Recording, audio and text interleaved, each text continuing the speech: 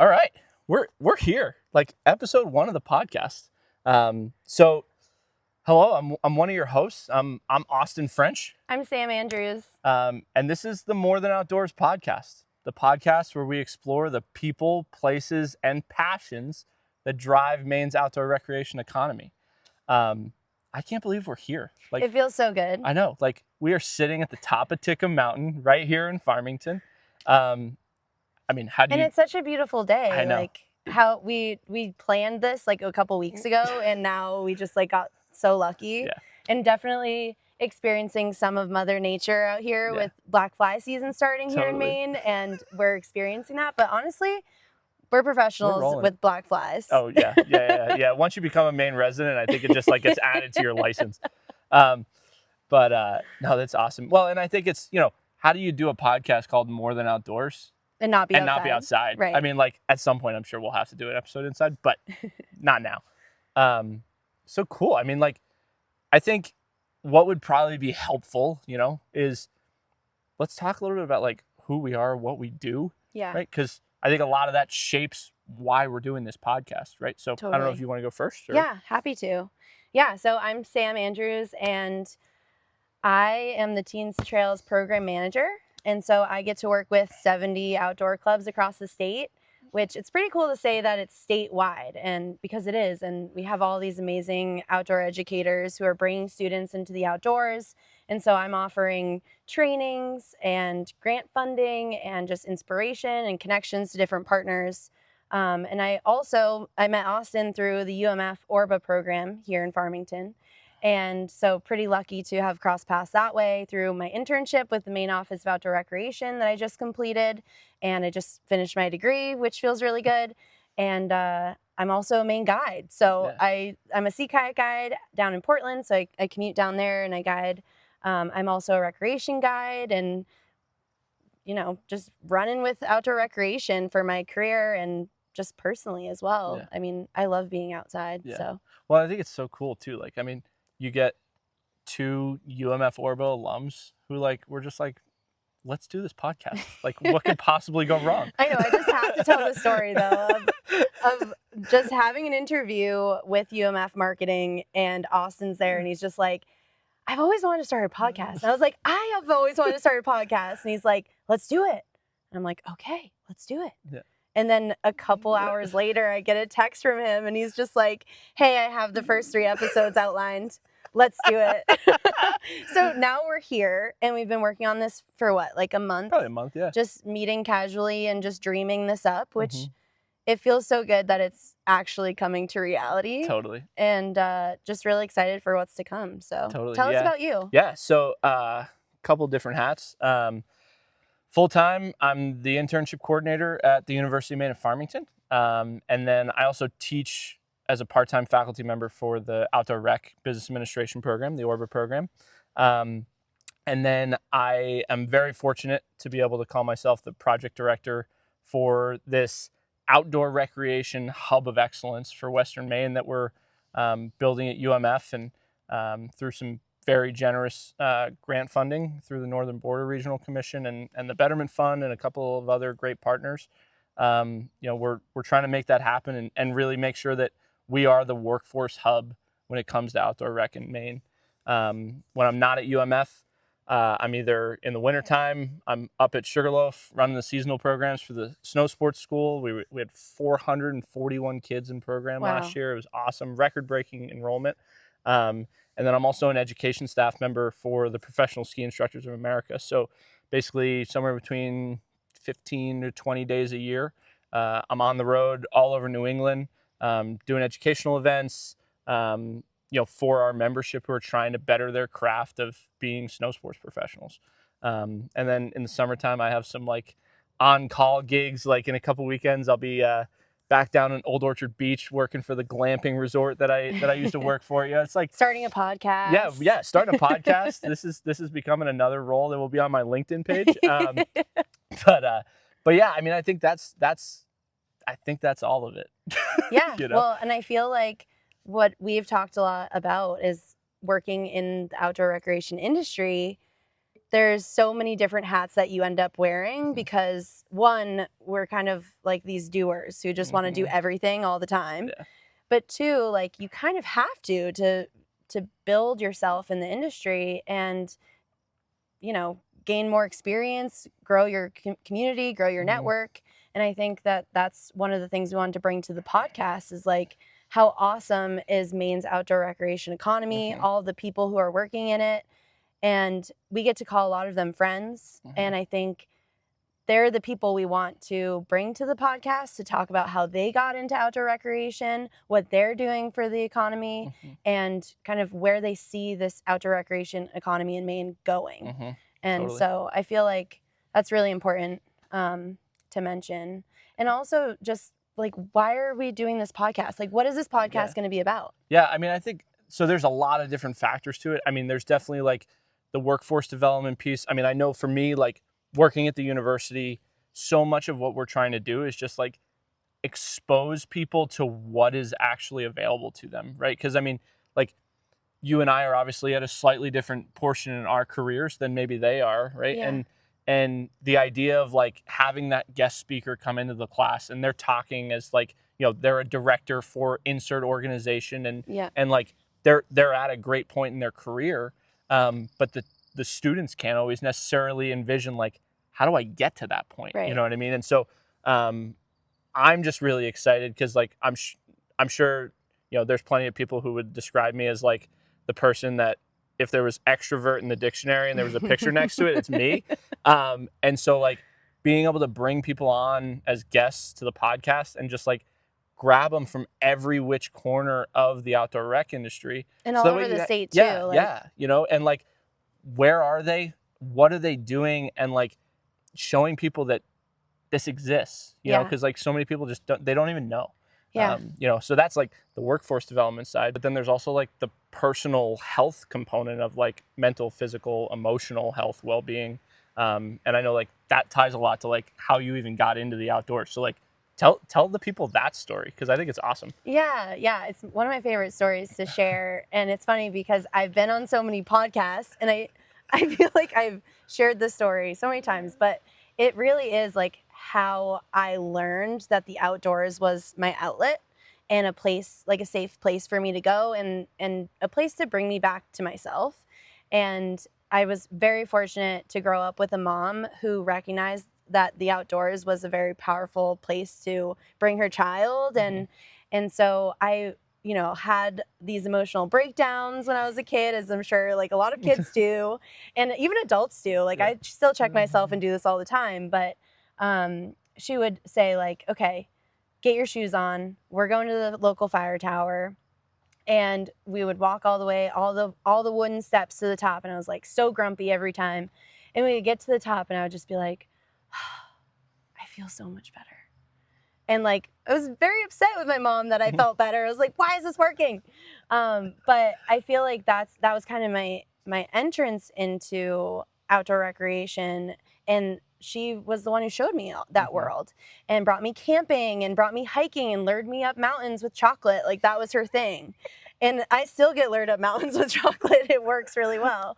But I love that there's this commonality that we share, that we both started in outdoor recreation for our careers in the ski industry. And I think that's so cool because being a ski instructor, there's like a special like bond that you have. Like you've picked up a lot of 3-year-olds on the snow. You've taught them how to put their mittens on. Like we've been through it together. And so that was really the start of my outdoor recreation career. And it was this aha moment of like, I really want to do this for a living. I want to work outside. How do I make this happen year round? And I was like, well, Maine summer, like I want to be a sea kayak guide. And so I just did. And I think that some of it is like having gumption, like, okay, what do you want to do? I'm just going to go and do it. And I think there's a lot of power in that. And there's so much freedom here in this state that you're able to just kind of like walk into the outdoors and they welcome you with open arms if you're really interested and want to do it. So guiding. I'm, sea kayak guiding for Portland Paddle and managing. And then I see that there's a Teens to Trails job posting, and I've been working with Teens to Trails for 4 years now. Mhm. And I feel like as your role has really evolved, so is mine. And it feels so good to have this awesome community of teachers that I work with, and also just an amazing outdoor industry kind of supporting these teachers. And I get to work with all of them. So it's kind of the backstory. But what about you? You have a pretty good... Yeah, I mean, it's like, so I grew up in New Jersey. My dad was a general contractor, owned his own like sole proprietor construction company, and my mom was a physical therapist. Right? There's like no reason that I should have ended up in the outdoors like as my career. But similar to, you had your mom like trekking you up the hill. I had a similar experience with my dad, especially where like, from the time that my brother and I were old enough and tall enough and strong enough to like carry stuff, we were laborers on the job site, right? And so, like, I don't know if he ever directly said it, but there was like sort of this implied thing that like, I'm going to work you so hard so that way you never do something that you're not passionate about. And it worked. Like I can truly say that I have never done something in my life work-wise that I wasn't interested in, and so much of it came from like, okay, how do I find out about these things? Well, then when I was 15, I watched the movie Aspen Extreme, which if you haven't, strongly recommend it. It is this super cheesy, like 1990s ski movie. I still have not seen this, so it's on my list now. Oh, we will get it on your list for sure. But so like watch this movie, and the quick version of the plot is, you have these two guys who are from this small ski area in Michigan, and they both are just like, we want to get out of here. Like we're not going anywhere here. And so they move out west, and they end up landing in Aspen. And throughout the movie, TJ Burke becomes the poster child of the Aspen Ski School. And all of a sudden I was like, as a 15-year-old, super cocky, like I was like, I could do that. And that was like, next spring I went and tried out for the ski school at Blue Mountain in Pennsylvania. And I taught skiing there for 3 years. And, then I was really fortunate because, my family and I, we did a week-long vacation in February every year. We have a bunch of timeshares up at Mittersill in New Hampshire. And so we come up my sophomore year. I just started teaching skiing, and we go out for dinner the first night, and we're driving back. And now it's first weekend in February, Franconia Notch. It's miserable outside, right? And there was this car broken down on the side of the road. And so my dad pulls over, and this woman has her entire house packed into this car, right? She's moving from Vermont to Maine, and she broke down halfway. Stacy Geelan, I will never forget her name. And so my dad gets the car started. We were just around the corner from where we were staying. So he's like, just follow us. We'll figure it out from there, kind of thing. And so she found out that I was a ski instructor. And so we start talking about that. And she's like, oh, do you like it? And I was like, yeah, so far, like everything's really good. And she's like, well, you wouldn't know it by looking at me, but I had some pretty hot legs back in the day. And I was a level 3 ski instructor. And I taught at Sunday River and Sugarloaf, and went out to Vail for 20 years. And I studied the ski industries program at the University of Maine at Farmington. And as a 16-year-old, I was like, I can go to college for skiing? Like, what do you mean? Right. So like, I definitely asked her some questions, and then all of a sudden I like started like really doing a deep dive, and I was like, this is where I'm going. Like, and that was it. It's the only school I applied to. If I didn't get in there, I probably just moved out to Colorado and tried to figure out how to be a ski bum. You know what I mean? And thank God they took me. And, and then once I got up here, started teaching up at Sugarloaf in their ski school, and working with their seasonal program, and worked my way through the certification process. So, now I'm a level 3 certified coach. And then I had to do this internship to graduate, similar to like what you did with the Office of Outdoor Rec. Yeah. And so I moved out to Colorado for the last semester that I was supposed to be in school, and ran the seasonal programs for Copper.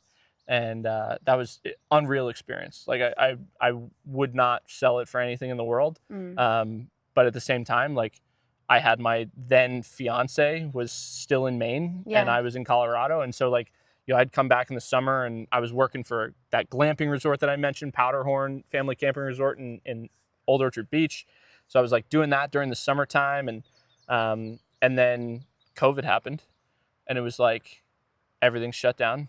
I moved back across the country, and then the guy who used to run the seasonal programs at Sugarloaf had to step away, and so I jumped into that position, and I've been running the programs ever since. And then all of a sudden it was like, okay, you're working in the outdoor industry for a while, and then it's like I get an email from my old advisor, Clyde Mitchell at UMF, and he's like, hey, I'm going on sabbatical, and I need someone to teach the Intro to Outdoor Rec like business course. He's like, would you be interested? I was like, let's do it. And then so that then wrote the rest of the story in terms of like getting me back into the fold at UMF and being full time there. So like You had the gumption. It's just my entire career is just like the ability to say one of two words, yes, or and. Like Yeah. there's very few times where it's like I can do it, but Right. there's a lot of like I can do this and I can do this. Yeah. Like start a podcast. Like start a podcast. Here we are. Yeah. So what interests you most about the outdoor industry? I think there's something so powerful about being able to take a passion that you have and bring that to other people, right? Like, and whether that's from the experience provider side or like if you're in the products field and you're making all of the equipment that we're using, like that's your ability to like take your passion and your expertise and make sure that other people can have an amazing time while they're outside. Yeah. And I think there are only so many career paths realistically that you get to really have that as part of your day-to-day life. So I don't think you could ever sell me on anything else than that being the right answer. You know what I mean? Yeah. So that's for me. I don't know if there's something that really comes to you. Yeah. Well, I was just thinking when you said that, I'm like, I think when people think of the outdoors, they're like, oh, you're going to become a guide and you could be a guide in so many different areas here in Maine specifically. And you actually go through like the whole state licensing process but it's so much more than that, which I think came like our podcast name, More Than Outdoors, came from that. Like it's more than just being outside and that there's so many different ways that you can work in the outdoor industry. Like you said, like making the product for the person who's going out to play in the outdoors. And I am on the same wavelength as you with just showing people something that I'm passionate about. And what I love through my job is being able to teach students like, this is right in your backyard. You live in Maine and it's beautiful here. And like, there's also this amazing growing industry that you can tap into right out of high school, even before high school with, CTE programs, outdoor clubs. Like there's so many kind of entry points to that. And so I think what interests me most is kind of like teaching the love for it and then hoping that like the stewardship and the careers come after that. And then they have this lifelong passion like we do. Yeah, so totally. Yeah. It's like, there's a cycle that I talk about a lot where it's like, our role is like, how do we make them curious? Right. Because if you can get somebody to be in that curiosity zone, then they start to figure out how to become competent. Once you become competent, then you become confident. And once you have some confidence, your curiosity about other stuff is just like a massive vicious cycle that will take you so many different places. And we're in that cycle right now. Big time. Big time. We were so confident. We were like, we could just do a podcast. Like it'll be fine. But I think that's so much of like what we do, right? Like as facilitators of the outdoors for sure. Along that line, I think a lot of, like you talked about, there's a lot of momentum behind the outdoor rec economy in Maine and even other places in the country as well. But like what's the thing that excites you the most, like about like that the upcoming future of the industry and where do you want to feel like you have your impact on it? You know what I mean? I'm just laughing because there are bugs everywhere. But I love what you're asking. So I feel like I had a bit of a glimpse into the future with my outdoor recreation internship through the Maine Office of Outdoor Recreation with Jeff McCabe as the director. And I got to kind of begin the implementation of the roadmap. So there was just this roadmap launched in January, I want to say. And it's the strategic plan for Maine's outdoor recreation economy for the next 10 years. And so it was really exciting to be behind the scenes and like teaching people that this even existed and like the direction of the Maine's outdoor recreation economy, and that we're like kind of leading the industry nationally, which is like, go Maine. I want to be working in the industry here specifically because of that. But also like the network that I kind of gained from that. And I think what excites me most and what I always come back to is the culture that Maine has created. People who work in the outdoor industry here, and I've said it before, but we're like a family, and it feels really good to be able to like call up somebody who you know is just going to have your back and is willing to take an outdoor club to come camping at their hip camp place for free or something like that. So I feel like I'm just excited to see what the next 10 years hold for Maine's outdoor industry, and I want to be a part of it. So totally. I mean, I think so much of it for me is like, you know, I get to look at it from a very different lens in terms of like being at the university and like working with these people who are like, they're going towards this bachelor's degree that has this kind of unique focus of like, yeah, we're going to focus on the outdoors, but we're actually focusing on like the business of the outdoors and like, how do you make yourself successful in that way? Whether you're going to be, you know, the person who's the entrepreneur and you go out, start your own business and make it thrive, or you're the person who goes and has a very particular connection to one of those organizations that is part of that like culture. And you're the one that's helping them scale and be sustainable in the long term. You know what I mean?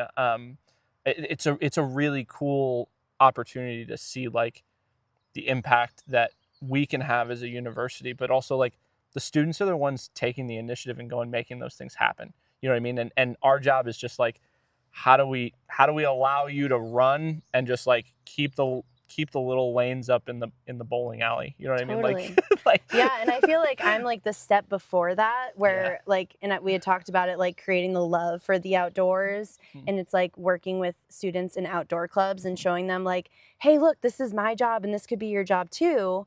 And also like, here are all these other people who are doing work in the outdoor industry, but also go and do the things, go try it and see what you like, because it's hard to find your path. Like we were skiers, so we fell into the ski industry, but like it's not always so easy because, you know, there are students or people who just don't quite have those passions or hobbies yet, and they got to find them. Well, and like this morning is a perfect example, right? So like this morning, for those of you who don't know, because you're listening to this whenever you're listening to it, like I was down in Booth Bay Harbor this morning, and we were doing some marketing content for another intern, and like here's a kid who grew up, you know, just outside of the Booth Bay area, but knew he wanted to be on the water, right? Like that was his like number one thing the whole time we were talking this morning, and like now he's able to go and get, you know, sort of a management type experience with one of the largest marinas down there, you know, and he's getting to see like he wants to be the entrepreneur, right? Who owns his own business and has his impact on the economy that way. He is getting so much valuable experience just seeing it's not all about just like, hey, we got to talk to the customers and make sure that they have everything they need. Totally. But like, I also need to make sure that like payroll is taken care of so that way my team members get paid on time. Like that's a really important part of this whole equation. It's more than outdoors, baby. It really is. It is. And that's the office part. Like, you know, and we have to acknowledge that that's part of it, right? Because of the fact that we're choosing to be in positions that have larger impact. Like that's just how it goes. You know? But yeah. I love that. We're like on fire right now. Dude, we're crushing it. So speaking of on fire, we're going to go into some rapid fire questions, I think. So we have this segment called Voices from the Summit, which We are literally at the summit of Titcomb. How and perfect. It's so beautiful. I know. It is like a gorgeous It's so great. Maine summer day. So some rapid fire questions. Let's see if we can do that. Favorite Maine outdoor rec spot that you feel comfortable divulging? Because we all know we have our secrets that you'll have to ask us off the podcast. But. Yeah, well, I think that's classic, like some gatekeeping in the outdoors, which we definitely want to like break down those walls. But I think just, moving here in December and figuring out like where can I play near Farmington. And I'm like, oh, I can just play right here. Like it's, 10 minutes down the road is Titcomb. I can get my mountain bike. I can come skiing here. I can go hiking here. But I love paddling, and I've really leaned into canoeing most recently. And there's this one spot that's just down the road, like 5 minutes the opposite direction towards Industry, Maine. And it's Crystal Lake. And I can just drop my boat in the water so quickly. And I feel like that is kind of my secret spot right now, where I'm like, I can paddle 5 minutes away from home, and there are mountains around, there are other people recreating. It's just like a really fun place to be. So just lucky to be in this hub of excellence out here in Western Maine. That's why we were able to call it what we did. You know what I mean? I mean, we talk about this a lot, but like Farmington is the gateway to Western Maine. Yeah. Like so much of it, you gotta come through us. And I think that's really cool. And to your point, I mean, like the easy answer would of course be like, obviously I spend a lot of time at Sugarloaf in the winter. So like really easy to say that. But I think like outside of that, probably one of the most breathtaking views that I've ever had when it comes to outdoor rec in Maine was a fall foliage hike that we did up Little Bigelow. And oh my God, just like you get up to the top and it's just like 360-degree panoramic, orange, yellow, red, everything. Crockers, Sugarloaf, all of a sudden you spin around, you got Flagstaff Lake. Like you just can't make that up. You know what I mean? Like just being able to be up at the top and like it's just silence. Yeah. Like there is nothing else like that, of like your brain just absorbing the fact that like you just did this 6-mile hike and you're standing at the top and you're the only person up there. Oh, it's so beautiful. Yeah. We're so lucky to live so close to that too. Yeah, 100%. So, okay, we're rapid fire here, which we're doing a bad job of being rapid fire, which is totally fine. This is our first podcast. Give us our first episode. Give us some slack. Yeah. So most used piece of outdoor rec equipment. Go. My ski boots. Like they get used more than anything else that I could possibly imagine. I have multiple pairs of skis, but there's one pair of boots. And if I can tell anyone who is interested in getting into skiing, if you're going to focus in one area, please focus on your ski boots. They make all the difference. Yeah, totally. What about you? Well, mine is significantly cheaper, which is awesome. But something I use all the time when I'm backpacking is just like this folding butt pad. And it's just like a little bit of foam. And any season, like winter especially, insulates your body from the snow so you don't lose your body heat. But then in the summertime when it's really wet, you have something to sit on.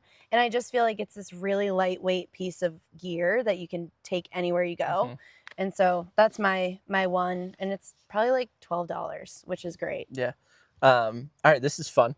So most incredible place that outdoor rec has taken you personally and then professionally? I love this question. And I don't feel like it's rapid fire because I just want to like talk about the experiences. But I think the first thing that comes to mind and like a place that I wanted to say was my favorite spot, but held off, the Allagash. And professionally for Teens to Trails, I had the opportunity to paddle it with Forest Hills Consolidated and Jackman, their high school students, and Ashland high school students. And we did like a 10-day stretch last summer, and that was just unreal. It was a part of this really big project we did with the Northern Forest Canoe Trail, connecting students to 8 different sections along the Northern Forest Canoe Trail in Maine, which like amazing. I could talk about that all day. Just did at the Maine Canoe Symposium. So personally, my trip to Wyoming with Knowles, and I did a women's backcountry skiing trip and got to sleep in quigloos that we built out of snow. And we backcountry skied in with these sleds with all of our gear, and it was all women I had never met before. And I had met one of my closest friends, Caroline, who lives in Camden, Maine. And it was That's just like awesome. such a funny, like small world. Like we just came across the US to go backcountry skiing, and you live like a couple of hours from me, and we're still friends to this day. That's And that awesome. was like 2020 that we did that. So That's awesome. what about you? Let's see. Personally, I don't think there's anything that will top. So my wife and I, we got married in 2020. So of course, you know, the wedding was already like hard enough to still make happen, and then no honeymoon. And so finally, spring of 2024, we finally were able to do that. So we took 16 days, and we traveled all over Europe. We hit Switzerland, Austria, Germany, France, and Italy. And by far, the experience in Switzerland, being at Zermatt, and the one day we got 2 feet of fresh, and there was nothing. I could not describe to you the feeling that I had as like I'm standing at the bottom of the run, watching my wife ski down to me in the Swiss Alps with 2 feet of snow. It was awesome. Unreal. Yeah, and then professionally, I will say. So when I was at Copper, we actually had, it was so Lee's McRae College down in North Carolina. They have a similar type of like outdoor leadership kind of program. And so they had flown a bunch of students out to Colorado to go to the SIA show. And so some of us from Copper were like responsible for touring them around the resort for the day. And I remember taking them out to what's called Titcomb Mountain, which is this like back bowl of the back bowl kind of situation at Copper. And we're standing at the top of what's called the Nacho, which is this super gnarly, you know, like kind of crevassey kind of shoot. And I'm like, man, I get to do this for a living. Like I'm taking people to these incredible places that you would never even dream about like getting to. And I get to do it from a lift. I don't even have to hike to it. You know what I mean? Which is like a whole different crazy thing. But yeah, I would say that's for me personally, professionally, those two knock it right out of the park. And I feel like those moments that we have are what keep us so like tied to working in the outdoors. Yeah. Because we have these like aha moments of we get to do this and we get paid to do this. Yeah. How cool is that? Yeah. It's like paddling the Allagash and getting paid to do that. Like that is so cool. Yeah. And we're so lucky to do that. Yeah. And we're so lucky to have fallen into this. 100%. Okay, rapid fire, keeping going. So if you had to describe Maine's outdoor economy in one word, what would it be? Unstoppable. Like that the momentum that is going behind this thing right now is incredible. And there are so many people that are deciding to be heavy hitters is like the best way that I can describe it. Like, you know, I know like for me, career-wise, like I always put value on what I'm doing based off of the amount of impact that I'm able to make on the outside world. Right. And I think it's really cool because we have a lot of people in this state that have a very similar mindset. And so it's, you know, it's like the age old thing of, you know, do I try to take a bigger piece of the pie or do I try to make the pie bigger and keep the same percentage of the pie? You know, and I think there's a lot more people in Maine who are looking at it with the latter where it's like, let's just grow this thing. Like we're all going to be successful. So unstoppable. Ooh, unstoppable. I like that. I feel like I want to say something cheesy like family or like inspiring. And I'm struggling because there's just like so many really good words to describe our outdoor industry. You only get one. I only get one. Okay. I feel like contagious. Like we're all just like feeding off of each other's energy. Yeah. And we're all working together and like trying to partner and just figure out ways that we can be more strategic with what we're doing. And instead of like doing the same work, we're trying to work together to not have to replicate the work. And so, yeah, contagious. And like sometimes that has a bad connotation, but in this case, like totally. Yeah. I feel like. Laughter and joy are contagious for sure. Yeah, which we've caught that a little bit on this 100%. this episode. All right, last one. What's one thing that you wish more people understood about the outdoor industry? Well, I think, and maybe you've experienced this a little bit, but like I have a lot of family that they're trying to understand what I do for my job, and a lot of them are like, oh, she works outside, she takes students outside, she leads trips, which like I love that they're saying. I'm like, yes, go tell everyone. That's awesome. But like it's so much more than that. Yeah. And a lot of it is that like partnership building, or being behind a computer to create like a website so that people can learn and be informed, or creating a training so that teachers are educated outdoor leaders. And those are just like a couple of the things. But and I think that like I think I'm going to harp on it on this podcast, but like that's why I chose More Than Outdoors. And I thought we were like, this is a great podcast name. Which I love that there's somebody biking right by us. This is perfect. This is the outdoors. This is the outdoor. And so I feel like the podcast name is perfect for that. Like More Than Outdoors, that's what I want people to know. About the industry for sure. Let's see. What's one thing that I wish more people knew? I